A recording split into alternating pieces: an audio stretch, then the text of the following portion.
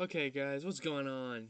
GZTV, this is a live stream, but I might get a lot of fans for this. I'm not really sure, but Nirvana, Nevermind album review. Here we go. We're gonna have to go on Genius because I'm gonna explain what the album means just a little bit. Kind of go into detail about some of the tracks, but as a rap fan, I don't listen to a lot of rock music. I listen to pop music, fairly quite a bit. Um, Sorry about the delay here. Trying to go to the Nirvana album Nevermind, of course. It is probably their best album. It is their most prominent album in their discography. I'm gonna explain what it means, give you guys my thoughts. I had to censor out the original album cover because of the genitals on the infant. It's a disgusting because it's a baby and it's just disgusting in general. So let's get into the meaning of the album and then my thoughts. Nirvana's second album, Nevermind, was the impetus for rock music to resurge on the charts when dominated by pop stars. It replaced Michael Jackson's Dangerous for the top spot on the Billboard 200 in January of 1992, 4 months after its release.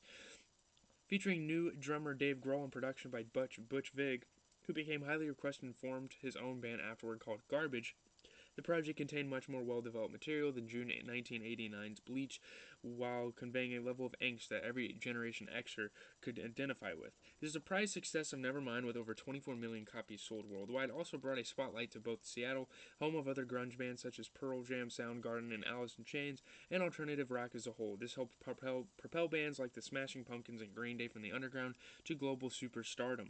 The album has been featured on several best-of lists, including being named as the best album of the 1990s by Rolling Stone, Associated Press, and Spin magazine. Smells Like Teen Spirit.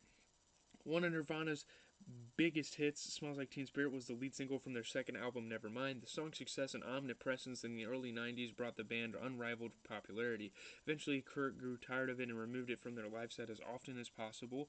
Rock history recalls Kathleen Hanna from Bikini Hill sprawling the phrase Kurt smells like Teen Spirit and spray paint on a wall, from which Kurt took the title. Some say Kurt took it as a call for a revolution in reference to the Bikini Hill led Riot Girl movement, but according to producer Butch Vig, Kurt just thought the phrase was stupid and it didn't really mean anything at all. However, it was later revealed that Hannah was referring to the brand of deodorant worn by Kurt's then girlfriend and Hannah's then bandmate Toby Vale. It was one of the last tracks written and recorded for the album. The final version is comprised of the second take out of just 3 takes, according to Montage of Heck and other sources. Smells Like Teen Spirit was voted number 9 on Rolling Stone's list of the 500 greatest songs of all time. Very big song for them. It's good. We have all heard of it. Next song, In Bloom. Cobain's lyrics poke fun at the people outside of the underground music scene that began showing up at Nirvana shows after the release of the group's debut album, Bleach. Nirvana biographer Michael Azerrad wrote, but remarkably, the song's lyrics translated even better to the mass popularity the band enjoyed. Regarding the song's chorus, Azerrad commented, the brilliant irony is that the tune is so catchy that millions of people actually do sing along to it. Moving on to Come As You Are, this is another really good song off this album. I love this song so much. And the reason I'm here is because the whole Batman thing, something in the way, that track, people are dick riding it, and I want to finally get to a review for this album. I've heard a lot of songs on here. Well, as I was listening through it, I noticed, but there were definitely some new songs, so I'm just gonna get through them here. Next, Come As You Are. Initially thought to have great crossover potential by their management, Come As You Are was intended to be the main single on Nirvana's second album, Nevermind. Smells Like Teen Spirit was imagined as more for committed grunge fans. However, the surprise success of Smells Like Teen Spirit, which came to be considered their signature song, made this plan inconsequential. Despite this overshadowing, the song had good commercial success, peaking at 32 on the Billboard and 9 on the UK singles charts. The song's lyrics appear to have a foreshadowing tone, giving Cobain's death by self-inflicted gun wound. However, in the context of the song, they seem to be an ironic comment about people's bad intentions. The song's distinctive guitar riff was heavily borrowed from Killing Joke's song The 80s, a fact that made the band hesitate to release the song as a single. Despite their complaints, Killing Joke never filed suit against Nirvana. The song also includes a rare extended guitar solo for Cobain, whose immersion in stripped-down punk aesthetics meant he didn't often engage in musical self-indulgence. In Aberdeen, Washington, which is the birthplace of Cobain, he is commemorated by a sign which says, Come As You Are. So that's pretty cool. He gets a lot of love in Washington, which is warranted. Next is Breed. Kurt Cobain originally titled Breed as Imodium after Ted Doyle's diarrhea medicine to suggest the running on of the mouth. The track was likely inspired by Kurt's breakup with Toby Vale. Moving on to the next song, Lithium. Can we not do this, genius, please? Dude, what are we doing? Sorry for the technical difficulties. I really, really enjoyed this album. It's a classic. It gets the love that it deserves. Lithium is a perfect description of manic depression where every line is both happy and sad, up and down, while having references to God, recalling when Kurt lived with a devout Christian family. The title invokes lithium salts, a key drug in treating the disorder. The CD single contained a sonogram photo of Kurt Cobain and Courtney Love's still-to-be-born child, Frances Bean. Kurt said he thought he saw Frances doing the heavy metal devil horn hand gesture when he watched the sonogram. But moving on to Polly, this is a very messed up song. This song is about the actual kidnapping of a 14-year-old girl in 1987. She was returning from a concert in Tacoma, Washington, when she was abducted by a man named Gerald Friend. He took her back to his mobile home and raped her. The girl, whose name was not released, was tortured with a whip, a razor, and a blowtorch. She managed to escape when Friend took her for a ride and stopped for gas. He was arrested and sent to jail. Nirvana played some benefits to help rape victims, including the Rock Against Rape concert in 1993, which raised money for women's self-defense organizations. Next is Territorial Pissings. Territorial Pissings was inspired by Kurt Cobain's observations of the mistreatment of both Native Americans and of women. When Nirvana appeared on the British TV show Tonight with Jonathan Ross and were told to play Lithium, instead they played this song before smashing their equipment and leaving the stage. Such a savage, iconic moment in their career. Next song is Drain You. According to Kurt, this song was written about a dorky, old-fashioned kind of love. One of his favorite tracks. It was performed at most concerts ever since its composition, up until Nirvana's breakup. Next is Lounge Act. The song is about Bikini Kill's Toby Vale, Kurt's girlfriend for most of the time he wrote Nevermind. The musical backing that even starts with a Chris Novoselic's bass solo was likened to him and Kurt to lounge music, and thus came this title. Next song is Stay Away. Stay Away is the 10th track on the alternative rock grunge band Nirvana's 1991 second studio album Nevermind. Nevermind popularized the Seattle grunge movement. It brought alternative rock as a whole into the mainstream, establishing its commercial and cultural viability. Its success surprised Nirvana's contemporaries, who felt dwarfed by its impact. Fugazi frontman Guy Picchiotti later said, "It was like our record could have been a hobo pissing in the forest for the amount of impact it had. It felt like we were playing ukuleles all of a sudden because of the disparity of the impact of what they did." This breakthrough album announced a new musical style, grunge, and gave a voice to the post-baby boom young adults known as Generation X. Dave Grohl, the second drummer of Nirvana, has said that Cobain told him music comes first and lyrics come second. And Grohl believes that above all, Cobain focused on the melodies of his songs. Cobain was still working on the album's lyrics well into the recording of Nevermind. Additionally, Cobain's phrasing of the album is often difficult to understand. Brian David Butch Vig is an American musician, songwriter, and record producer who worked on Nevermind as well, asserted that clarity of Cobain's singing was not paramount. Vig said, "Even though you couldn't quite tell what he was singing about, you knew it was intense as hell." Cobain would later complain when rock journalists attempted to decipher his writing, singing and extract meaning from his lyrics, writing, "Why in the hell do journalists insist on coming up with a second-rate Freudian evaluation of my lyrics when 90% of the time they've transcribed them incorrectly?" Kurt Cobain was definitely a character. He was definitely quite the lead singer for a band. Next song's On a Plane. There's not really much to talk about that one conceptually. This is going to be a 15-minute video. Wow, I've taken forever. And if you guys were planning on a 10-minute video, I apologize. But we're just going through the tracks, just kind of explaining this album in any way I can. Even though, as Kurt Cobain says, people misinterpret his mind and stuff like that. So take this lightly, with a grain of salt. These aren't my words again. Next song is Something in the Way. Something is in the Way. This is the song from Batman that everyone is like raving over and bandwagoning Nirvana for.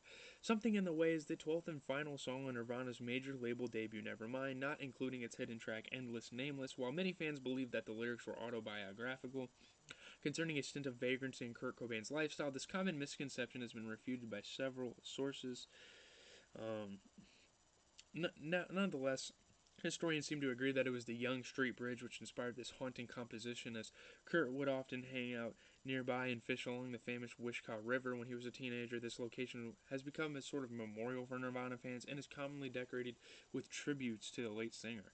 According to an iconic January 2005 episode of Classic Albums, producer Butch Vig recalled a frustrated Cobain giving up on the original recording process due to the band's inability to really realize his vision. I'm sure Kurt Cobain was a very intellectual guy. He was as much of a visionary to rock music as Kanye was to hip hop, to be honest. Uh, he and Vig entered the control room with a 12-string acoustic guitar, and Kurt laid down on his back to demonstrate how it should sound. Vig scrambled to turn off all the surrounding electronics and set up microphones in order to capture the moments. The subsequent overdubbing process was quite arduous, as there was no click track, and Cobain's vocals came in at almost a whisper. More than 20 years later, Rolling Stone would place Something in the Way at number 5 on their definitive ranking of every Nirvana song. Let's move on to the last track on here, Endless Nameless. This song was a random jam that broke out when they were trying to record Lithium. Kurt was so frustrated with their lack of progress that he spontaneously started playing the song, and Chris and Dave joined in. The lyrics were made up on the fly. Endless Nameless appeared as a B-side of the Come As You Are single. On Most Pressing, as the song was also included on the 1991 album Nevermind as a hidden track.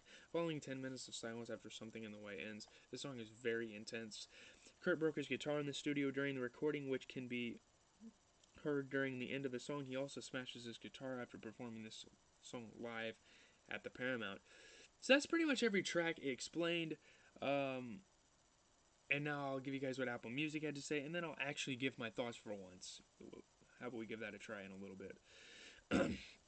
Drummer Dave Grohl once said that the metaphor that kept coming up with Nirvana was recording Nevermind was children's music. Listen and you can hear it. The sing-song melodies, the simple performances, the way it feels direct but also a little haunted. For however much the band is framed as ambassadors for generational angst, what makes Nevermind special isn't its rage but its innocence. Of course they wanted to tear down the culture that came before it. It was often misogynistic and cruel, but in its place they wanted to build something equitable and new. Songs like Lithium display stuff like this. It's funny, it's dumb, it's simple, it's wise, and it hits like a bolt of lightning. His will, it is good. Even as an outsider, Cobain was an outsider. He drew influence from the Beatles just as much as he did Black Sabbath. And as much as the band helped bring punk and underground rock into the mainstream, Nevermind is a tirelessly complex piece of music, not in the way that prog rock is, but in the way folk art can be, an expression that draws on something familiar in ways that feel alien and intuitive. Anyone who has ever tried to pick up a guitar and play these songs realizes that the punk maxim of needing just 3 chords is inapplicable. Here are songs that expand on it, progressing in ways that don't make sense until they do. I'm just going to explain this album for the video. My thoughts are it's amazing, it's classic, but this is kind of my review of things. Kurt Cobain is an amazing vocalist, one of the best in rock band history. Dave Grohl did good on the drums, so yeah. What else is there to say? Do I really have to review this? I mean, this album is fantastic. It's a pretty much a 10 out of 10. The concepts were very relevant in the 90s. It's still relevant in high school society today. Teenage society in today.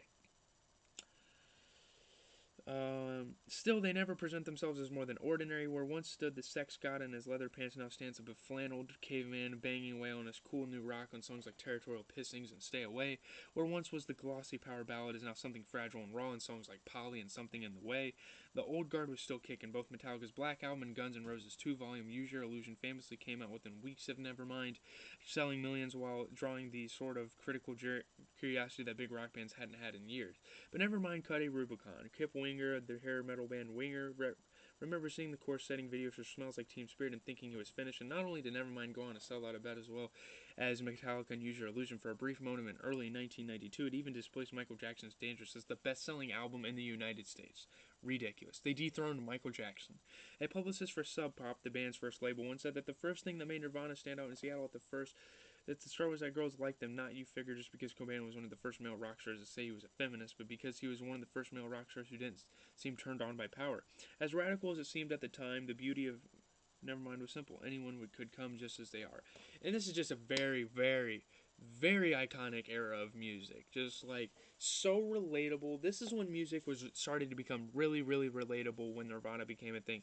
And they are big influences to guys like Juice WRLD and all these like emo rappers nowadays. So it's definitely relevant in the hip hop space, like for sure. But that's pretty much it. I don't have a lot else to say about it. I reviewed it. I explained everything. What makes the album good? There's no weak points to this album. I think Nirvana is an amazing band, and although they don't have a whole lot of good albums, this album itself like really put them on a map and in a great way. Leave a like, comment, subscribe. GZTV, as always, giving you guys the best music reviews. I'm out. If you guys want to see more rock album reviews, let me know. I'm trying